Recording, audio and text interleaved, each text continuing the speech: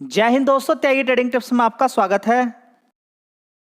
दोस्तों, इस वीडियो के अंदर हम बात करने वाले हैं गिरावट गिरावट गिरावट।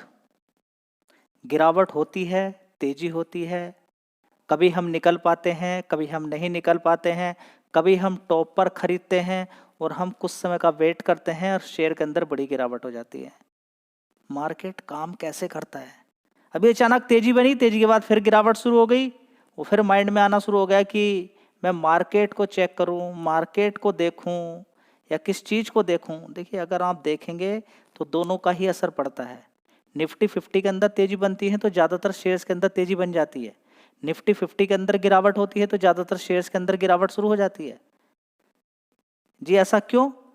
देखिए, सबसे पहले आपको ये देखना होगा कि स्टॉक मार्केट के अंदर पार्टिसिपेट करने वाले लोग किस चीज में ज्यादातर काम करते हैं। तो आप पाएंगे इंट्राडे में, शॉर्ट टर्म में। इंट्राडे शॉर्ट टर्म में ज्यादातर लोग काम करने वाले होते हैं। उनमें ऐसे भी होते हैं जो सेल मारने वाले लोग होते हैं, समझ बताइए, जिनको ट्रेडर बोलते हैं। शॉर्ट टर्म में काम किया, देखिए रुका नहीं जाता है लोगों से। नुकसान बड़ा बड़ा देख लेंगे, प्रॉफिट ज्यादा देख नहीं पाते हैं। पूरे दिन मार्केट को देखते रहते हैं, कहाँ तेजी बनी। और ज्यादातर केस में आपके साथ एक ही चीज होगी, क्या कि आप टॉप पर ही खरीदोगे। जी, ऐसा क्यों? क्योंकि दिमाग इसी तरीके से काम करता है। देखिए, दो चीज हैं, एक है ग्रीड, लालच, दूसरा है फियर। तो समझिए आप पहले कि जब डर लगेगा तो आपको दिमाग काम नहीं करेगा, जब लालच आएगा तब भी दिमाग काम नहीं करेगा। लालच में आप किसी शेयर को खरीद ही लेंगे। तो सबसे पहले तो ये डिसाइड करना जरूरी है कि जब आप शेयर खरीदते हैं तो हकीकत में आप होश में होते हैं क्या नहीं होते हैं। ये समझना बहुत ज़्यादा जरूरी है, क्योंकि इंसान के साथ क्या क्या चीज़ें होती हैं वो एक बहुत बड़ी साइकोलॉजी है, उसको समझना जरूरी है, बहुत ज़्यादा जरूरी है। शेयर खरीदने से पहले समझना जरूरी ये है कि क्या हमारा दिमाग ऑलरेडी ट्रैप है, क्या हम और लोगों के कहने पर काम करते हैं, क्या हमारा दिमाग तभी एक्टिवेट होता है जब शेयर के अंदर तेजी बनती है, तभी हमें नजर आता है यही शेयर पैसा बना के देगा, या फिर हम किसी शेयर को बढ़िया कब कहते हैं। ये बहुत सारे क्वेश्चंस हैं, इसको समझिए। मैं आप पूछूं आरबीएनएल कैसा शेयर है तो आप कहेंगे इस समय तो खराब है जी। थोड़े दिन पहले 30 रुपए का शेयर था, 30 रुपए सीधी सीधी इसने लगभग 600 रुपए मार दिया।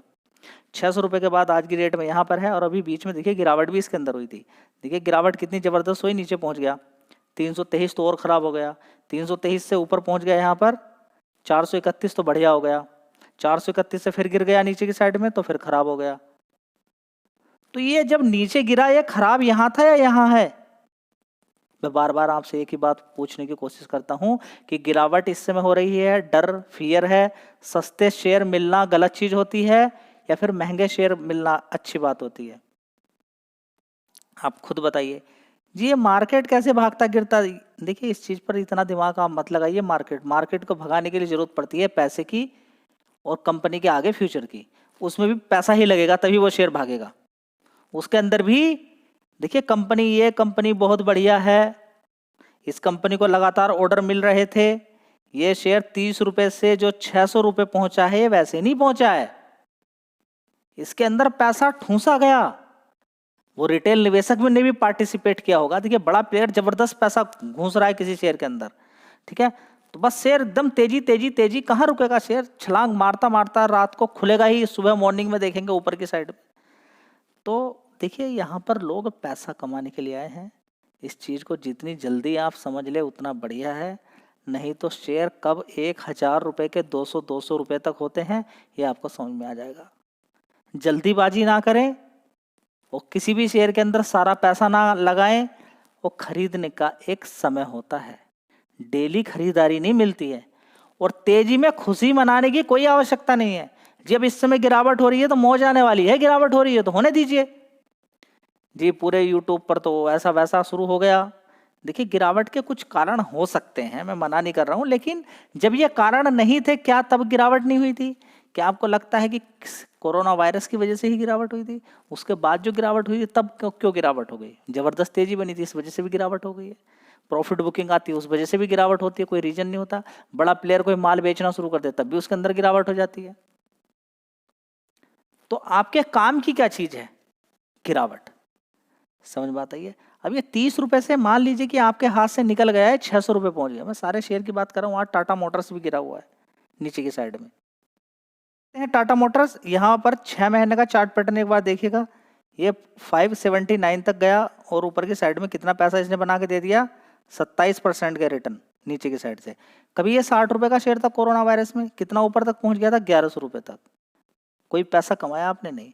जब ये 60 रुपए से 1100 रुपए गया तो आपके दिमाग में क्या चीज आनी चाहिए थी? जी हमारे दिमाग में तो कुछ आता ही नहीं है। तो ये देखना चाहिए ना आपको कि ये 1100 रुपए तक पहुंच गया, 1085 रुपए तक, 1098 रुपए तक पहुंच गया, तो उसके बाद क्या करना चाहिए? देखिए कंपनी के अंदर प्रॉफिट लॉस ही तो चलता रहता है, कभी प्रॉफिट ज्यादा, कभी कम, कभी इलेक्ट्रिक व्हीकल का ज्यादा, कभी ये वो एक बात एक अलग हो गई, उसको भी आपको रखना चाहिए। लेकिन सबसे ज्यादा फोकस किस चीज पे आपको करना है कि कहीं शेयर में महंगा खरीद रहा हूं या सस्ता। समझ बात आई? तो देखिए ये छोटी छोटी जो तेजी बनती है, ये देखिए ये 579 से यहाँ पर आया, तो आपको क्या मालूम है कि बड़े प्लेयर ने कितना पैसा मारा? ये 30% ऊपर को भाग गया नीचे की साइड से 7 अप्रैल से लेकर 11 जून तक। ठीक है, 30% इसने रिटर्न बना के दे दिए। ठीक है, आपको कुछ नहीं लगता होगा, आप 1 लाख रुपया मारेंगे, आपका 30,000 रुपया बना तो आप बड़े खुश भी नहीं होंगे, कुछ नहीं खुश होंगे। लेकिन एक आदमी ऐसा है जिसने 1 करोड़ रुपया मारा, उसने 30 लाख रुपया कमा लिया। समझ बात आई? तो प्रॉफिट बुक कर लेगा 30 पे। ये छोटे छोटे क्यों बुक करते हैं? देखिए हर किसी को मालूम है कि अगर वो 500 रुपए पे इसको खरीद रहा है और इसको 2000 रुपए पे ले जाए और वो 2000 पे बेचना शुरू करे, तो उसको मालूम है कि मेरा माल नहीं बिकेगा भाई, उसको मालूम है नहीं बिकेगा। हाँ वो ऐसा जरूर कर सकता है कि 60 रुपए का कोई शेयर है, उसको 1000 रुपए ले जाएगा और बड़े प्यार के साथ 700 पे बेचेगा, उसका माल बिक जाएगा। तो अभी भी याद रखिएगा कि जो शेयर्स हैं वो एकदम से तेजी, उसके बाद एकदम गिरावट, उसके बाद तेजी, एकदम गिरावट, ये एक प्रकार का अलग स्ट्रैटेजी इस्तेमाल की जा रही है। वो प्लेस जहां पर आप आसानी से किसी शेयर को खरीद सकें, वो प्लेस जहां पर आसानी से आप किसी शेयर को खरीद सकें, तो बार बार उसको टच कराया जाएगा, गिरेगा, भागेगा। आप कहेंगे कि भी ये शेयर तो ऑलरेडी गिरा हुआ है, गिरने के बाद ये फिर नीचे आता है, फिर ऊपर जाता है, फिर नीचे आता है, फिर ऊपर आता है। ऐसा क्यों? क्योंकि एक बार बड़े प्लेयर को लग गया कि ये ऑलरेडी गिरा हुआ शेयर है और मैं इसके अंदर, देखिए कितना बढ़िया रहेगा बड़े प्लेयर के लिए, 500 रुपए पे नीचे आए, 700 जाए, फिर 500 आए, फिर 700 जाए। पैसा, उसको पैसा बनाने से मतलब है, उसको इन सारी चीजों से क्या मतलब है कि शेयर इतना ऊपर जाएगा, इतने नीचे जाएगा, क्या मतलब? उसका 20% बन गया, ठीक है, आ गया उसके पास, बड़ा मोटा पैसा मारा, फिर वो उसी को लगाएगा। बात समझ में आ रही है दोस्तों? अगला शेयर है रेडिंगटन, नीचे की साइड में 230 रुपए के आसपास था, 230, 235, 240 रुपए के आसपास काफी दिन तक रहा। अभी हाल फिलहाल, ज्यादा समय नहीं हुआ है, 2-4 दिन 5 दिन पुरानी बात ही है।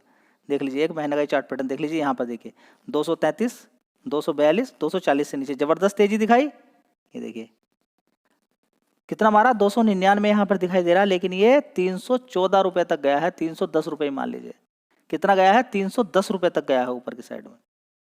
ठीक है, पहले 234 रुपए गया था, पहले 334 रुपए ऊपर गया था, पहले कितना गया था, 334। वहां से नीचे अच्छी खासी गिरावट हुई थी इसके अंदर, जबरदस्त नीचे की तरफ आ गया 233, फिर जबरदस्त ऊपर की साइड में तेजी बन गई। ठीक है, तो स्टॉक मार्केट के अंदर बीच में गिरावट, फिर तेजी, फिर गिरावट, फिर तेजी। देख लीजिए कि मार्केट के अंदर लोग कैसे आ चुके हैं। अगर आप माइंड नहीं पढ़ पाएंगे एवरेज लोगों का तो आपको समझ में नहीं आएगा। पता चला कि आपने 230 पे ही खरीदा था, 240 पे, और इसने मार दिया 315 मार दिया, और ये फिर नीचे की साइड में 340 रुपए आ गया। आप कह रहे मैंने तो लॉन्ग टर्म के लिए, तो कभी कभी ये भी समझ लीजिए कि बड़ा प्लेयर क्या चाहता है या एवरेज लोग क्या चाहते हैं। क्या उनके अंदर, देखिए एवरेज लोग क्या करते हैं उसी के हिसाब से मार्केट चलेगा।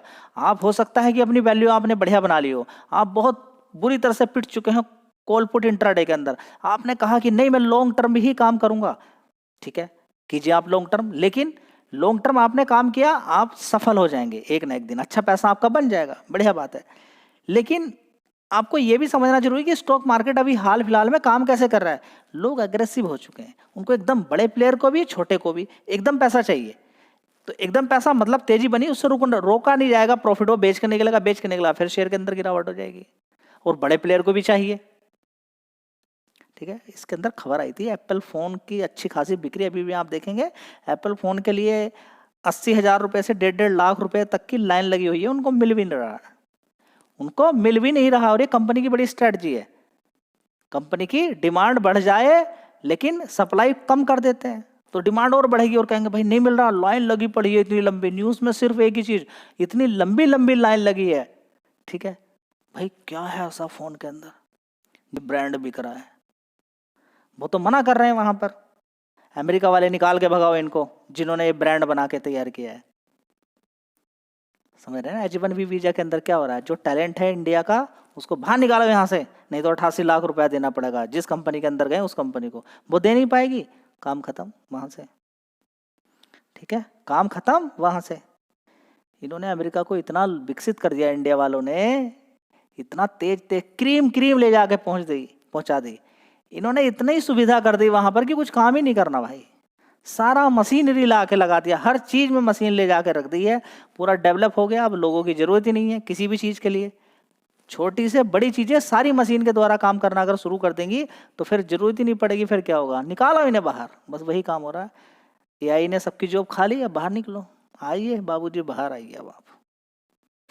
और ये सारी चीजें आप देख सकते हैं, और रुपए का कमज़ोर होना, गोल्ड इतना महंगा हो जाना, ये सारी चीज़ें हैं कहीं ना कहीं।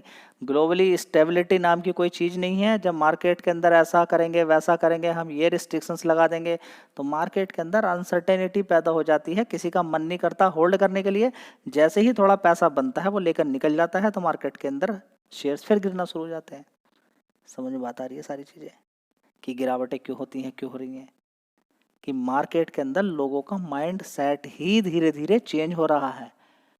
ठीक है, तो अगर अच्छा पैसा कहीं 30-35% बन रहा है और उसके अंदर किसी शेयर के अंदर ऑलरेडी तेजी है, तो ज़्यादातर केस में ये होगा कि शेयर के अंदर फिर दोबारा से गिरावट हो जाएगी।